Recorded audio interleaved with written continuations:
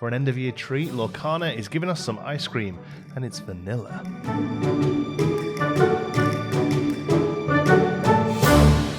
Welcome, Lumineers and fans of the happiest card game on earth. What am I talking about? Vanilla ice cream. We'll get to that in just 1 second when we dive into the slowest ever breaking news video I think I've ever done. But first of all, I want to let you know some of the plans we have for 2023 here at the Lumineers. I got a few new board games for Christmas for both myself and for my son, so I'm planning to do a video very soon about all the different games you can play whilst waiting for Disney's Lorcana, so keep your eye out on that. It'll be coming very soon. If you're not already subscribed to the channel, make sure you don't miss it by hitting that subscribe button right now. Talking of which, I'm going to set myself a little goal for no reason other than I like to be able to watch numbers go up and tick boxes, and that is I'm going to aim for 1,000 subscribers on this channel before the game comes out. We may well end up nowhere near, we may well go over it, I have no idea, but I just thought it'd be fun to set a goal in place that we can work towards. We're currently at time of recording, so we'll see how we get on. Again, if you enjoy the look of Disney's Lorcana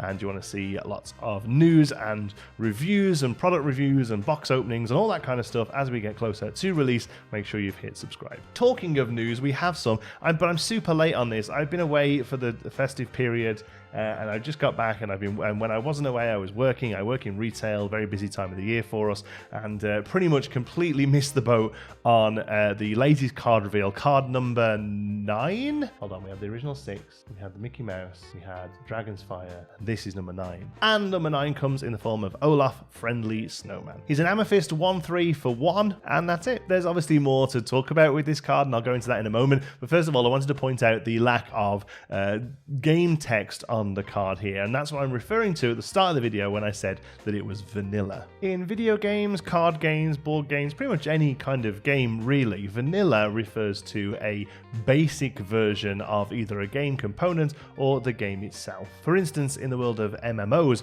you'll often hear World of Warcraft's base game being called WoW Vanilla, which then has lots of expansion packs added onto it over the years. And it's the same in card games as well. Any card that is just a body, so to speak, just a power and toughness that sits on the board, that doesn't actually have any other triggers. For instance, it doesn't do anything when it enters the battlefield, it doesn't look for other cards of a similar type or anything like that. It's known as vanilla. Now, we can get into the argument of the etymology behind this and the fact that vanilla is actually an incredibly exotic and rare plant that takes years to grow and then is farmed from the seeds of a lily and transported around the world, and is actually quite expensive to buy in its raw form. I have no idea why that's the word we use for basic, other than I suppose vanilla ice cream is kind of like the standard ice cream flavor. I'm pretty sure that's where it comes from. The only other thing I think it's interesting to note is that other card games, especially ones that have been going for much longer, have really moved away from the idea of vanilla cards. In fact, in standard rotation of Magic the Gathering, that's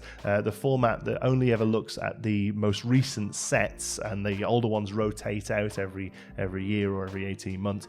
There are currently 0 vanilla cards in the playable format, meaning that every single card that is currently in standard rotation in Magic the Gathering does something. It either lets you draw an additional card, or it lets you look at the top of your deck when it comes out, or it has Menace or Death Touch, or different types of evasion, so that it acts more than just a single body on the board. Evasion being similar to the Mickey Mouse card and some others from Lorcana that we've seen so far. But when a game first begins, I think vanilla cards are really important because you need that runway. You need to have space to develop into, and if suddenly out of the gate every single card has got multiple bells and whistles on it, it's going to let you really run out of space to build in, and it ends up with power creep, something that pretty much all games suffer from eventually, in the fact you just have to keep making bigger and better cards, or making the same kind of cards cheaper to play with,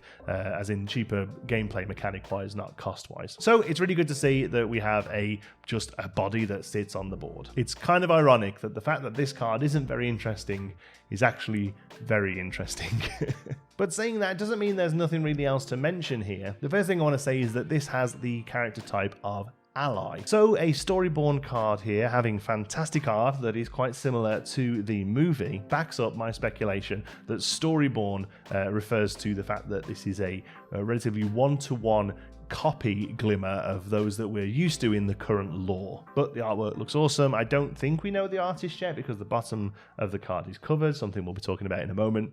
But whoever did it, they did a great job. It's the same color as Elsa, which kind of makes sense. Now we know from Knives' awesome digging that we can have up to 2 colors of cards in our deck. It makes sense that we can play both Elsa and Olaf in the same deck. The interesting thing here is that it's an ally card. So far, all the other glimmers, all the other creatures or characters that we've seen so far have been either hero or villain. This is the first one we've seen that is neither. So what does that mean?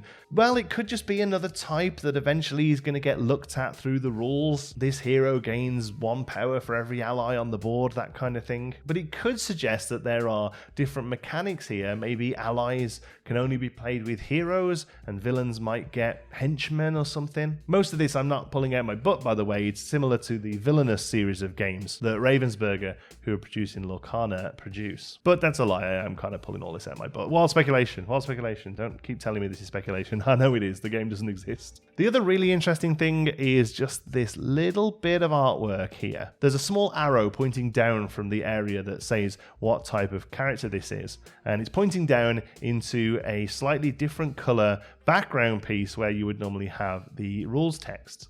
Most straightforward answer, and for the most part, honestly, when I'm not speculating about games, I'm a big believer in the concept of Occam's razor, in that the most simple explanation is usually the correct one. And the most simple explanation here is that they've changed the design slightly of these cards so that the pips, the little ink spots that we see that we think is going to be some sort of win condition, is just a bit more lined up and a little bit more clear. And that's probably what we're looking at here. But that's no fun. Let's instead wildly speculate as to what this could mean. My first idea is this card can sit underneath another card and act as some kind of power-up or extra win condition for the card.